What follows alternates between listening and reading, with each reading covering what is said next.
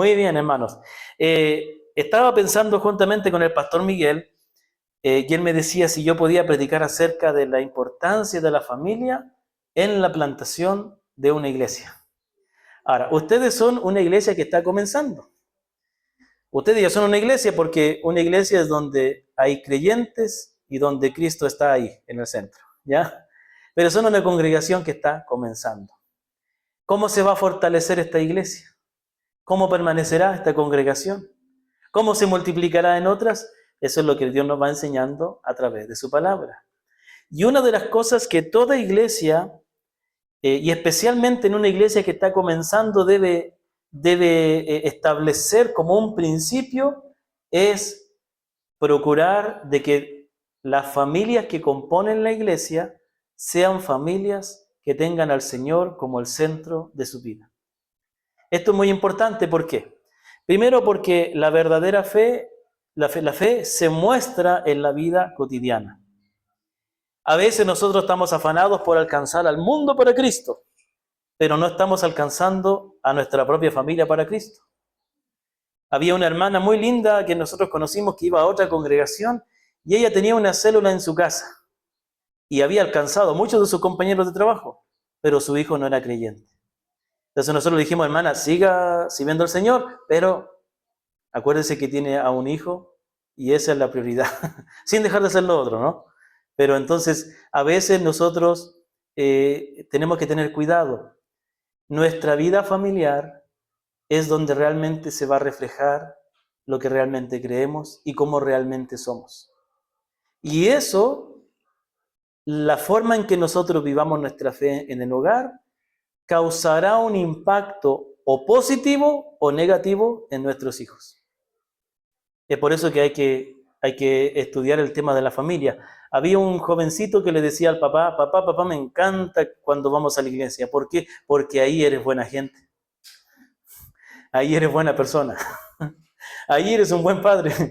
Porque fuera de la iglesia, nada, como decía mi papá, que él le contaba a un hermano, decía, mi papá iba a la iglesia, decía, pero en la casa nos sacaba la murienta. Bueno, entonces algo muy importante es que nosotros podamos entender la importancia de nuestro hogar y de que la fe parte en el hogar. Si tenemos hogares que tengan al Señor como el centro, si tenemos hogares centrados en la palabra, vamos a tener iglesias fuertes también. Y si tenemos varones que sean capaces de guiar a su familia en la palabra, vamos a tener varones que sean capaces de guiar a la iglesia en la palabra. Para que nosotros podamos tener aquí, para que esta iglesia pueda crecer, pueda multiplicarse y puedan haber muchos pastores, primero tienen que haber buenos padres. Buenos padres para luego tener buenos pastores. Amén. Y buenas madres, pero no para tener pastoras, sino buenas hermanas en la fe. Ok, sabemos que los pastores solamente eso nos dio a los varones. Muy bien. Entonces vamos pensando en eso, quiero invitarles a un texto que justamente habla de la familia y la importancia que Dios le da a la familia. En Deuteronomio capítulo 6, versículo 4 al 9. Mientras usted busca Deuteronomio 6 del 4 al 9, déjeme decirle que este texto, puedo decirlo, aquí está mi esposa y mi hija como testigo, que es el texto favorito, mi texto favorito de la Escritura. ¿Ya? Y es un texto que yo me lo he meditado mucho, lo he enseñado muchas veces y también ha llegado a ser un lema de nuestras congregaciones. Incluso lo tenemos pegado en el salón donde nos reunimos, tenemos ese texto ahí puesto.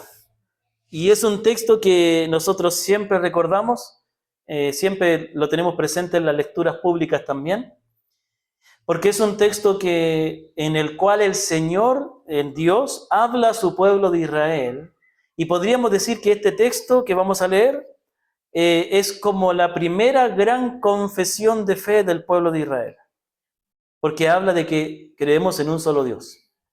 Y este texto fue citado por el Señor Jesucristo cuando le preguntaron cuál era el gran mandamiento y él dijo que este era el gran mandamiento. Entonces vamos a leerlo. Dice Deuteronomio 6 del 4 al 9. Dice, oye Israel, Jehová nuestro Dios, Jehová uno es. Y amarás a Jehová tu Dios de todo tu corazón, de toda tu alma y con todas tus fuerzas.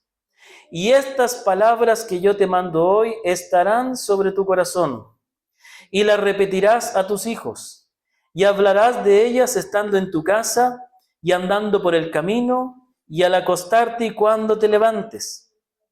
Y las atarás como una señal en tu mano, y las pondrás como frontales entre tus ojos, y las escribirás en los postes de tu casa y en tus puertas. Amén.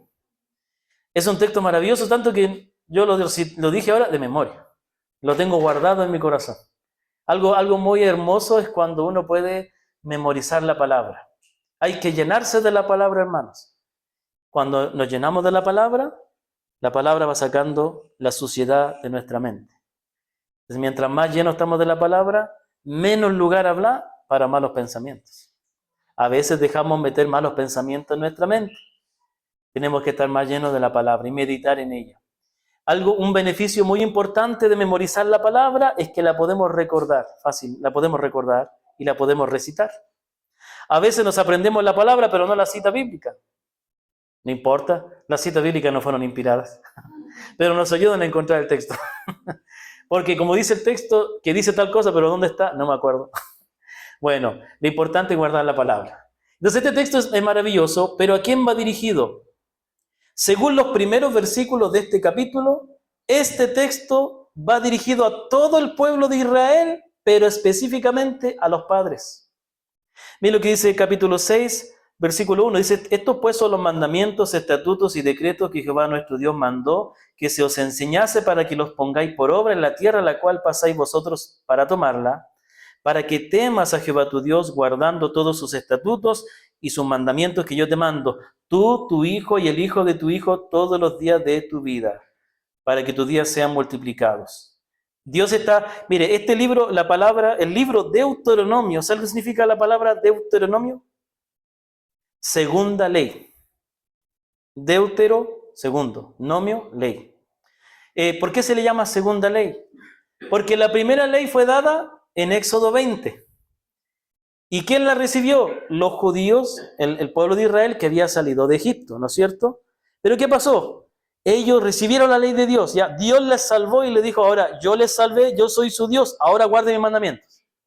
Y entonces ellos comenzaron a andar por la tierra prometida y al cabo de unas pocas semanas o meses, no me recuerdo, llegaron a los límites con la tierra prometida y entonces se detuvieron y enviaron a 12 espías. Estos 12 espías inspeccionaron la tierra prometida y 2 de ellos, Josué y Caleb, dijeron que era una tierra hermosa donde fluía leche y miel y vamos nomás, démosle con todo. Pero los otros 10 dijeron, uy, hay gigantes en esta tierra y nosotros somos como langostas al lado de ellos. Pero entonces estos 10 hicieron desanimar a todo el pueblo.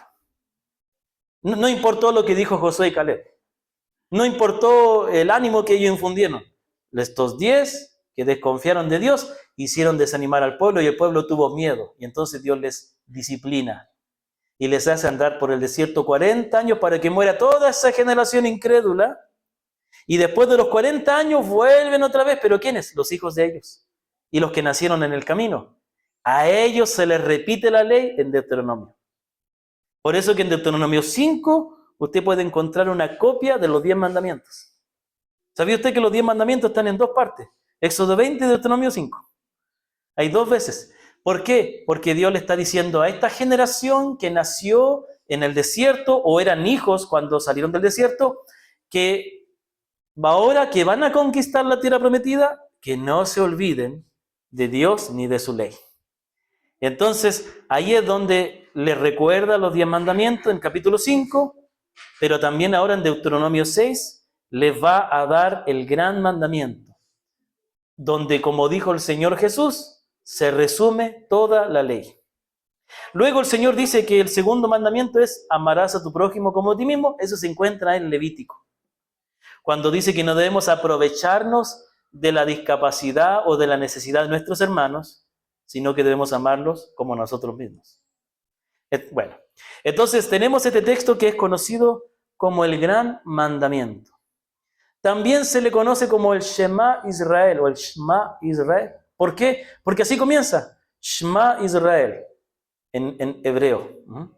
Shema quiere decir, oye, escucha, presta atención. Entonces, aquí en este texto del 4 al 9 tenemos este gran mandamiento, pero va dirigido ¿a quién? A todo el pueblo de Israel, pero específicamente a las familias y a los padres. Por eso dice versículo 7, y las repetirás a tus hijos. Entonces, es interesante de que Dios está hablando a todo su pueblo Israel, pero hace énfasis en la familia. El pueblo de Israel era la nación que Dios escogió y formó, pero estaba compuesta ¿por qué? Por familias. Lo mismo es la iglesia. Realmente la iglesia es el verdadero Israel, como dice la Escritura. Primera Pedro dice que nosotros somos real sacerdocio, nación santa, pueblo adquirido por Dios, que antes no éramos pueblo, pero ahora somos pueblo. Entonces nosotros somos el verdadero Israel, y al igual que el antiguo Israel, el verdadero Israel está compuesto por familias. Ahora, aquí tenemos varias familias, ¿no? Pero también hay personas que a lo mejor no vienen con su familia o que su familia no conoce al Señor. Bueno, encuentran en la iglesia su verdadera familia, pero también oramos para que Dios alcance a sus familiares. Y entonces el Evangelio llega a una persona y alcanza a sus familiares. ¿Se acuerdan cuando cuando Pablo y Silas estaban encarcelados en Filipos? Dice que hubo un terremoto, las celdas se abrieron y vino el carcelero y se iba a suicidar porque vio las celdas abiertas. Pero Pablo le dice, no te hagan ningún mal, todos estamos aquí. Y al ver eso, el carcelero cae de rodillas y dice, ¿qué debo hacer? Señores, ¿qué debo hacer para ser salvo? ¿Y qué le dicen los apóstoles? Cree en el Señor Jesucristo y serás salvo tú y tu casa. Y efectivamente la palabra llegó a ellos, él sacó a los apóstoles le predicaban la palabra y él con toda su familia llegaron a conocer a Cristo. Eso es lo que Dios hace.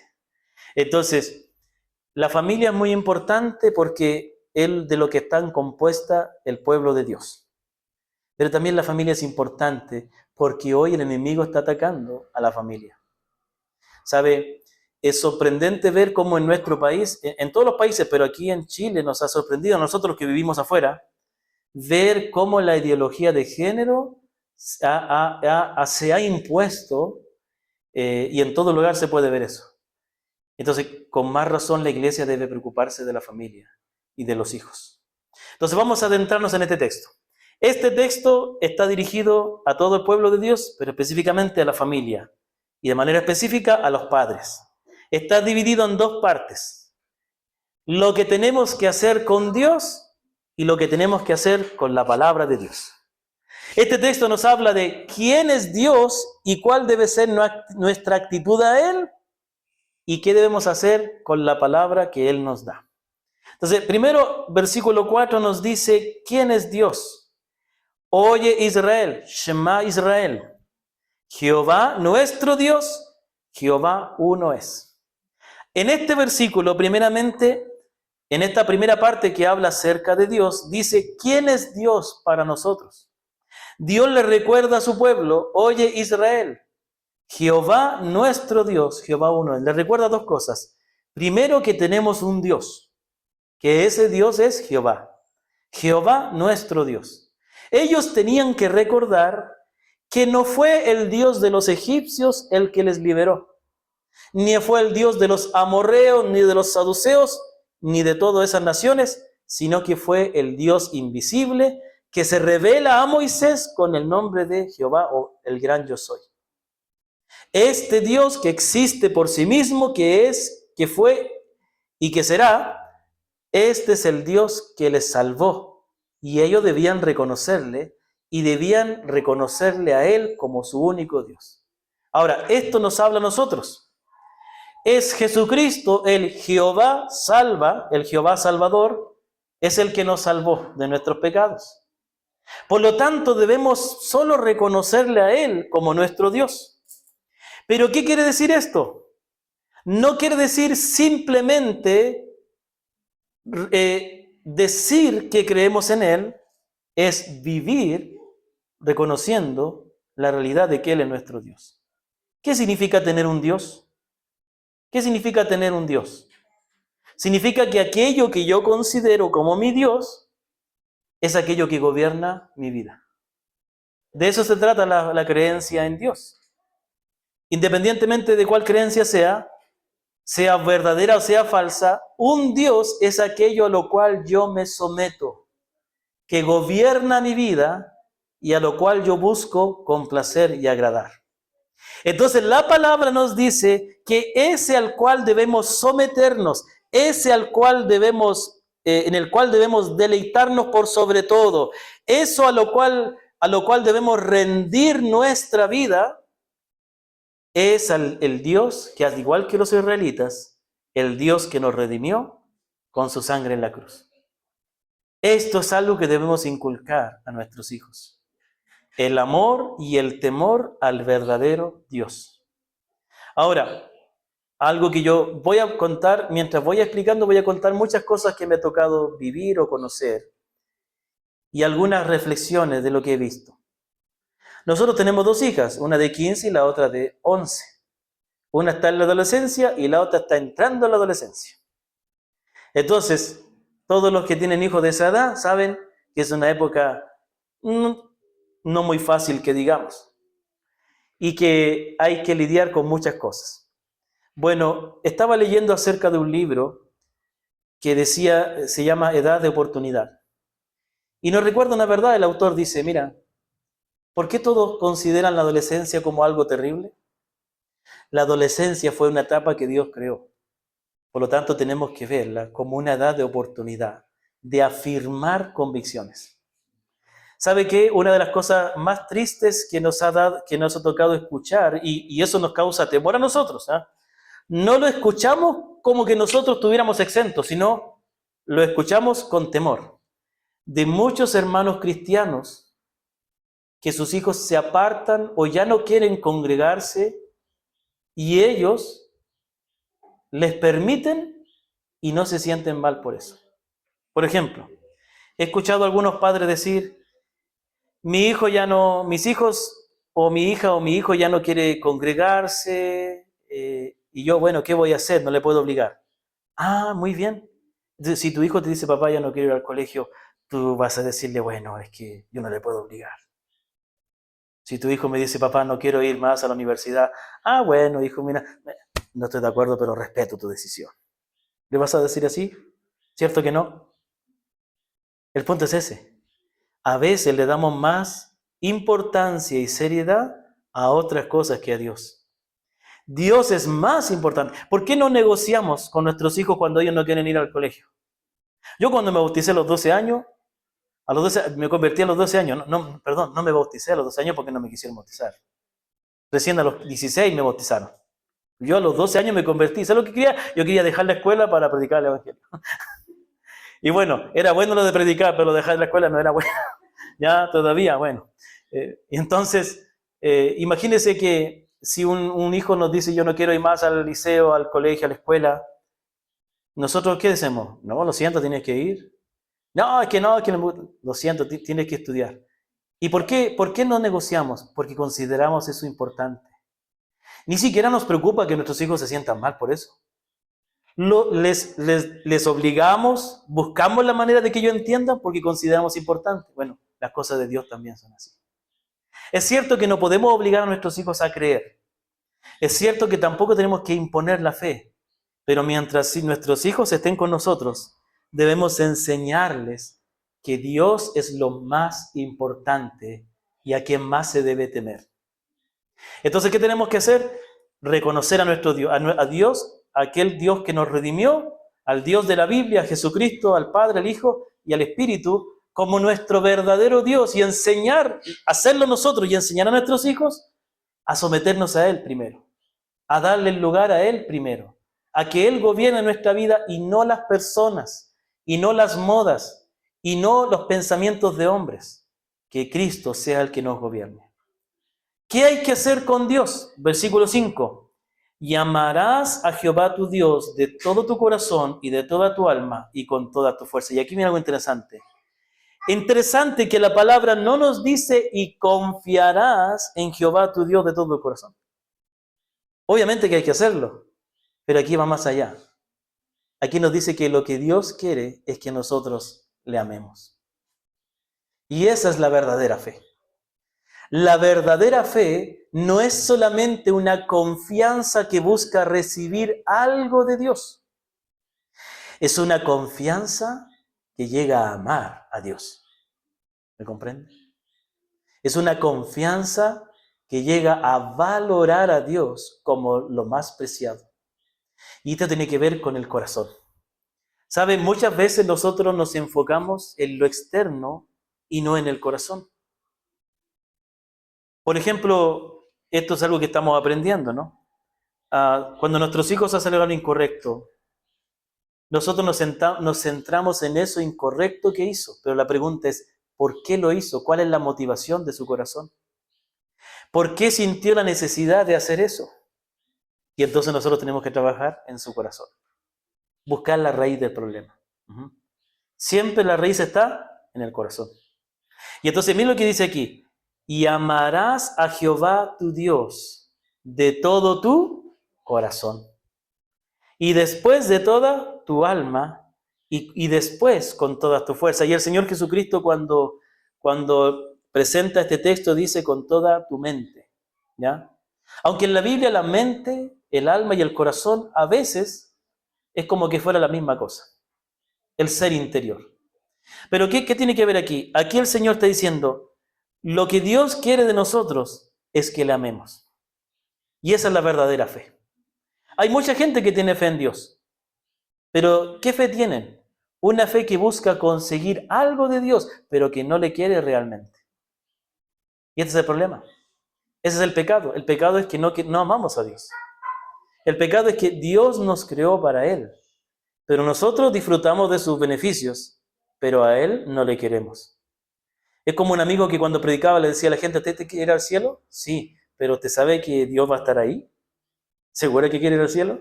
Porque Dios es santo y Dios va a estar ahí. Y a la gente la pensaba. ¿Me comprende? Entonces, muchos quieren conseguir algo de Dios. Y a veces nosotros le enseñamos a nuestros hijos a eso. Que Dios es alguien de lo cual solamente debemos pedir, buscar algo. No, hermanos. Debemos enseñar a nuestros hijos a amar a Dios. Y sabe que es lo mismo que Cristo pide a nosotros, porque Él es Dios. Y ahí se prueba que Él es Dios, ¿no? ¿Qué dice el Señor en el Evangelio? El que quiera ser mi discípulo, niéguese a sí mismo, tome su cruz y sígame.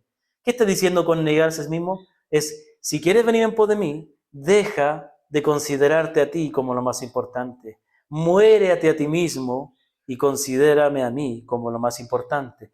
Por eso dijo el Señor, el que ama a padre o madre e hijos más que a mí, no es digno de mí. ¿Qué es lo que está diciendo?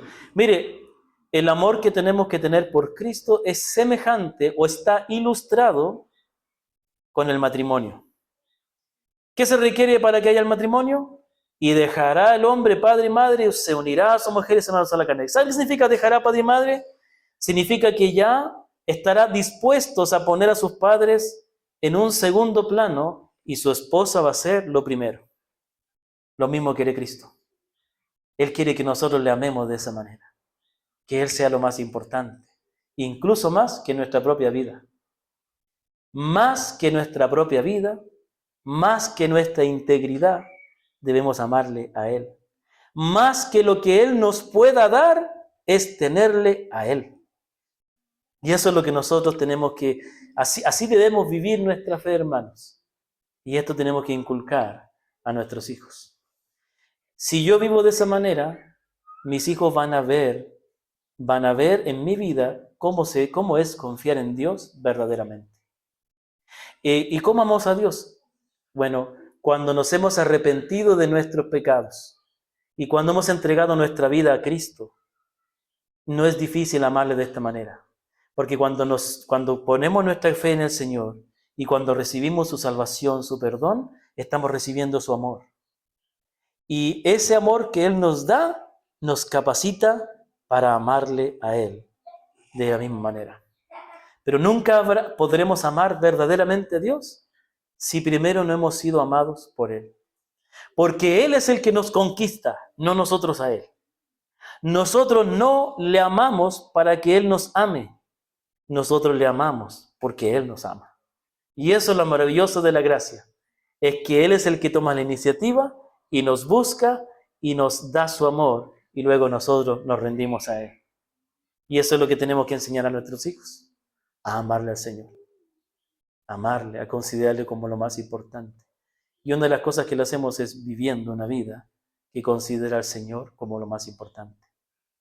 Entonces nos dice quién es Dios, qué lugar debe tener y qué debemos hacer con Él, que es amarle. Y entonces la segunda parte del versículo 6 al 9 habla acerca de la palabra de Dios.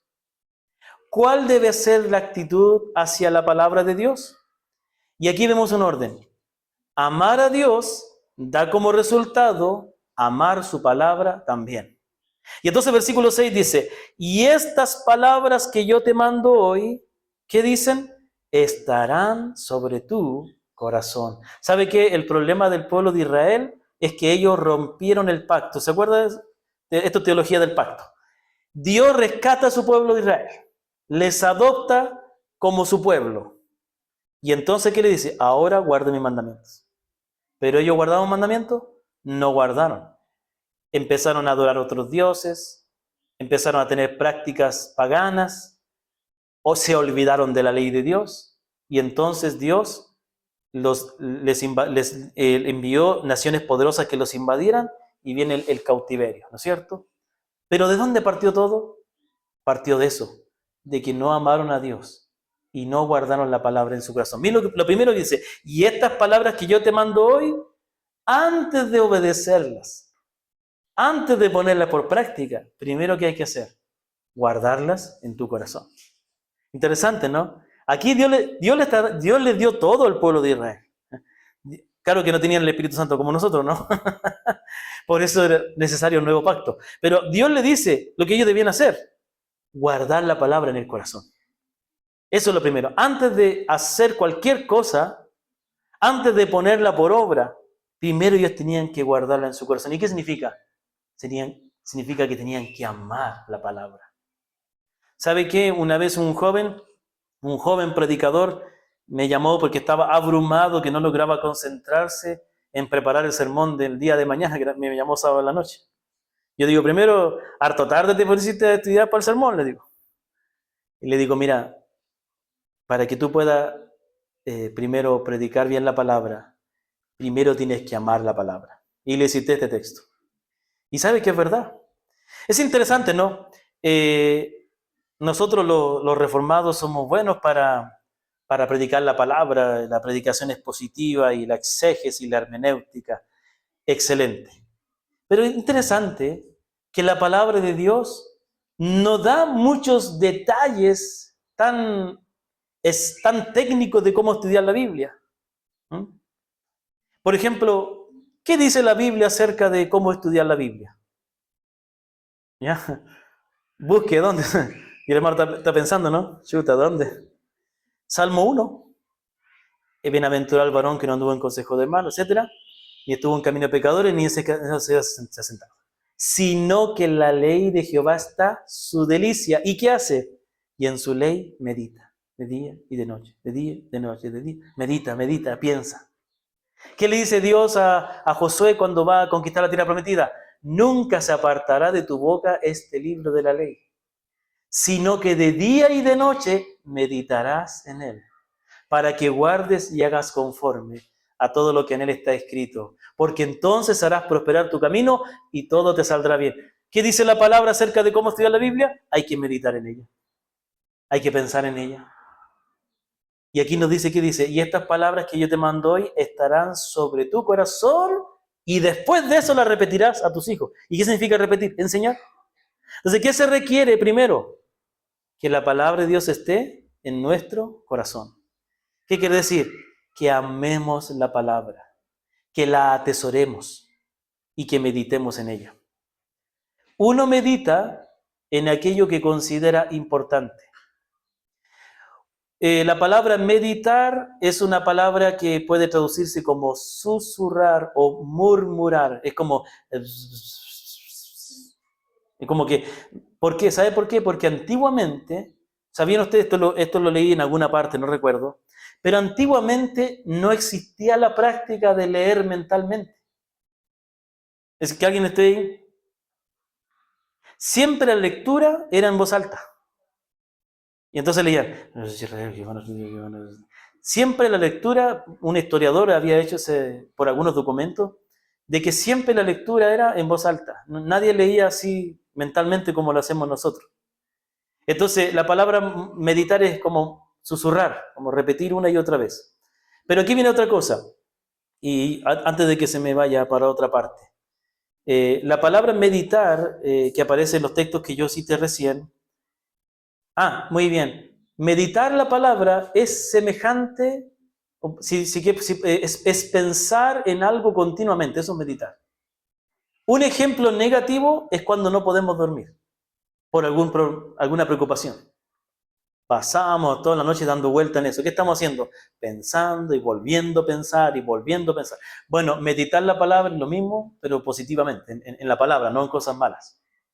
Bueno, ¿por qué a veces en la noche no podemos dormir por ciertas preocupaciones? Porque justo esas cosas que nos preocupan es porque son importantes. Ese examen que tenemos que dar, ese arriendo que hay que pagar, ya, esa persona con la cual tenemos que hablar, o ese problema con nuestros hijos que tenemos que resolver. Los consideramos importantes y entonces nos dan vuelta por la cabeza. Bueno, cuando nosotros consideramos la palabra como importante, vamos a meditar en ella. Vamos a meditar en ella. Entonces, ¿qué dice? ¿Qué hay que hacer con la palabra? Guardarla en el corazón. Y cuando la guardamos en el corazón, cuando la amamos, cuando la atesoramos, ahí la expresamos y la compartimos con nuestros hijos. Y la repetirás a tus hijos. Y hablarás de ellas, estando en tu casa, etc. Mira lo que está diciendo. Para que un padre, muchos padres me dicen, pastor, yo no sé cómo enseñar a mi familia. Pase tiempo con la palabra. Medita la palabra. Pastor, yo leo la palabra y no entiendo. Vuélvela a leer y vuélvela a leer. Medítala. La palabra dice medita y Dios te va a dar entendimiento. El Espíritu Santo te va, pero si lees una vez. Leer una vez es como poner el té y sacarlo al tiro.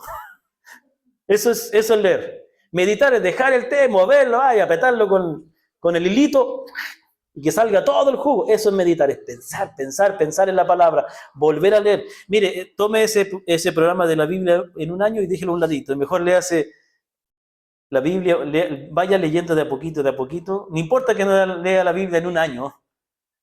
A lo mejor va a leer un libro en un año, pero bien leído, bien meditado. Que eso lo aprenda bien, ¿me comprende? Eso es mejor que cumplir aunque no es malo, la lectura de la Biblia en un año porque nos da un conocimiento general. Pero hay que meditar, hay que pensar. Y si es necesario, volver a leer. Y entonces, cuando hemos guardado la palabra en nuestro corazón, ahí la vamos a repetir a nuestros hijos.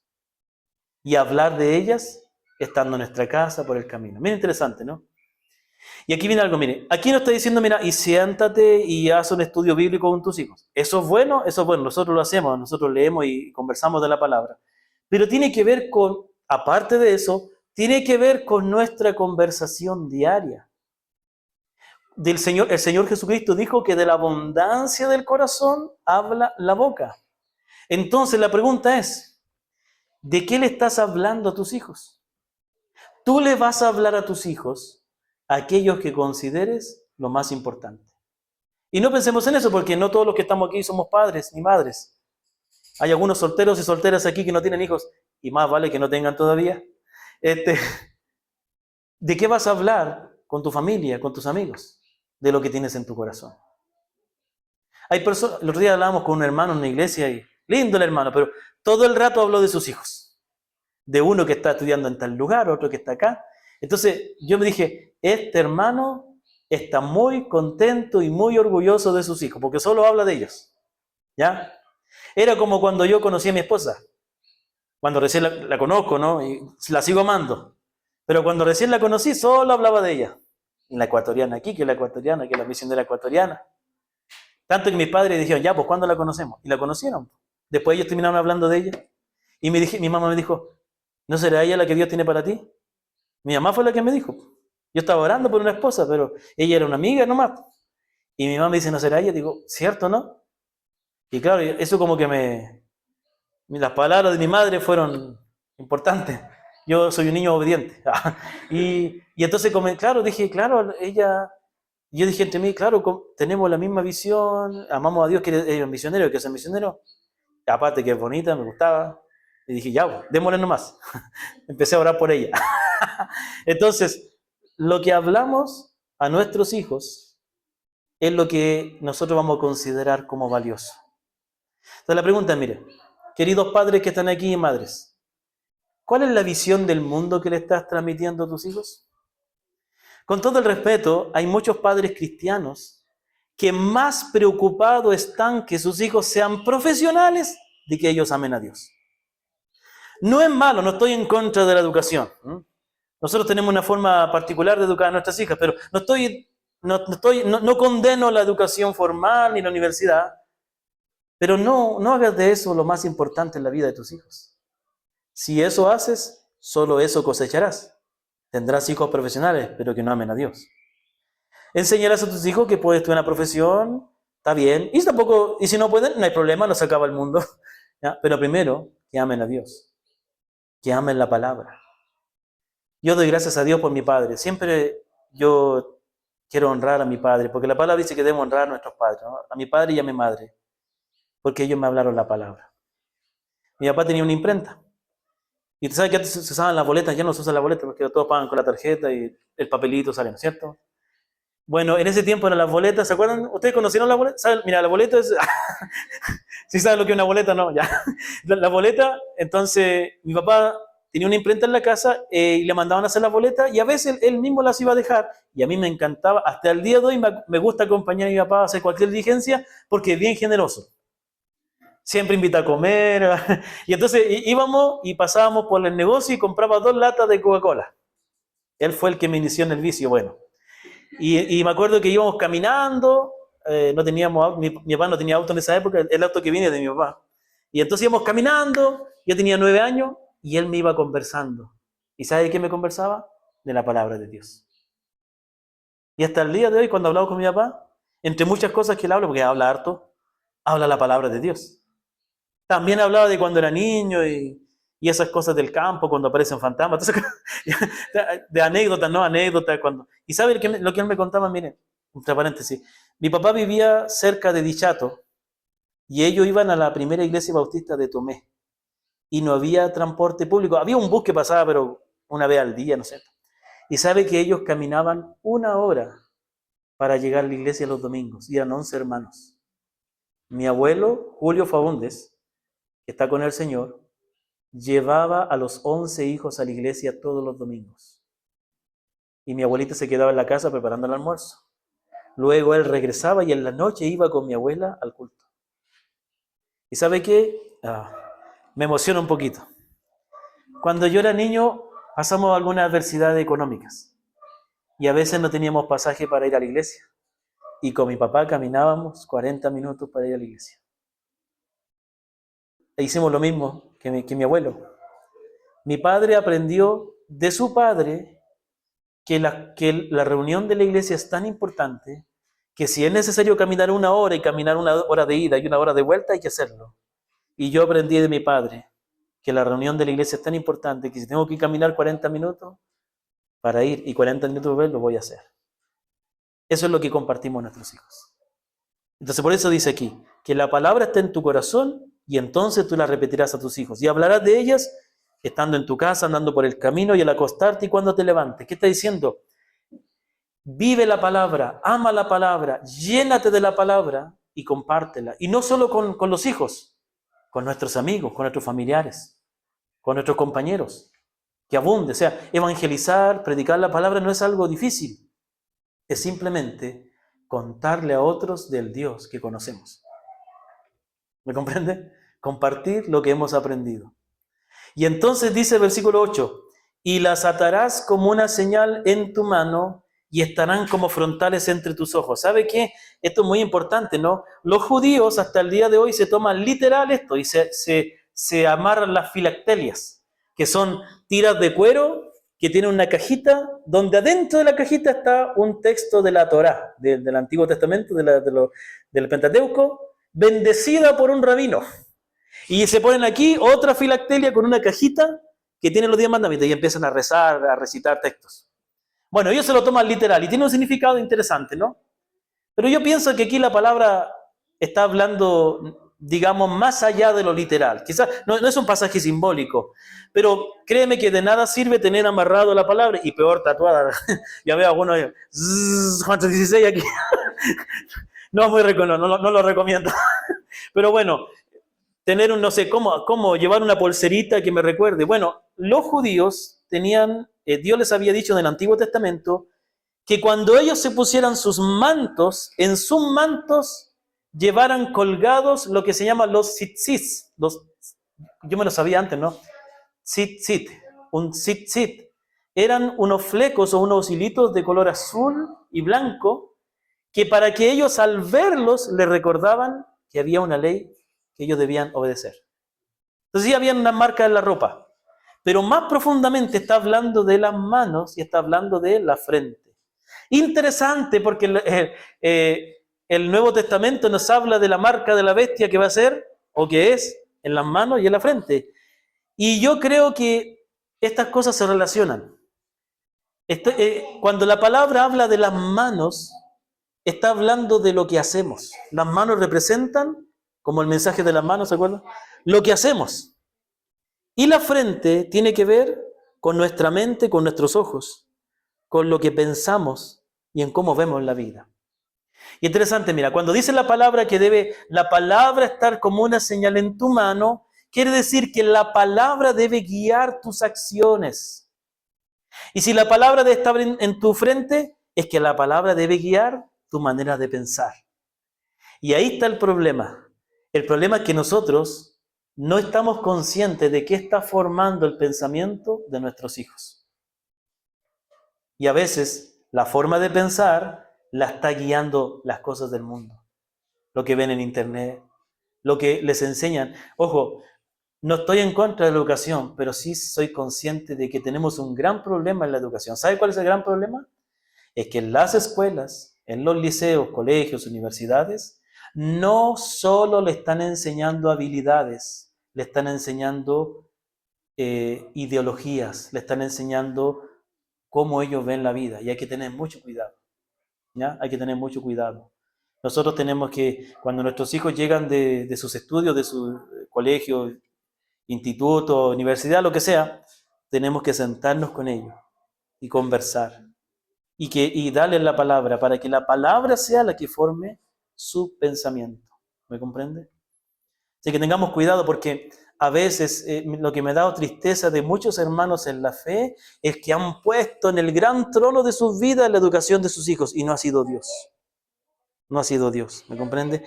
Nosotros sufrimos mucha escasez económica, más encima mi padre sufrió muchos años con cáncer y mi mamá quedó discapacitada. Como dice en Ecuador, sufrimos la de Caín, ¿ya? Pero algo que algo que yo puedo agradecer es que mis padres siempre pusieron en primer lugar las cosas de Dios.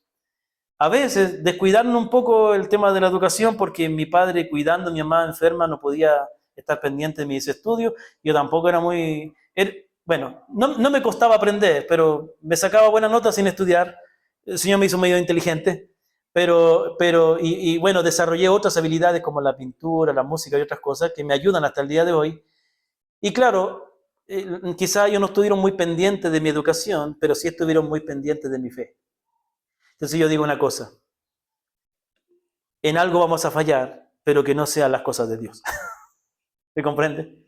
Y entonces dice, y las escribirás en los postes de tu casa y en tus puertas. ¿Sí? Con esta les prometo que vamos a terminar.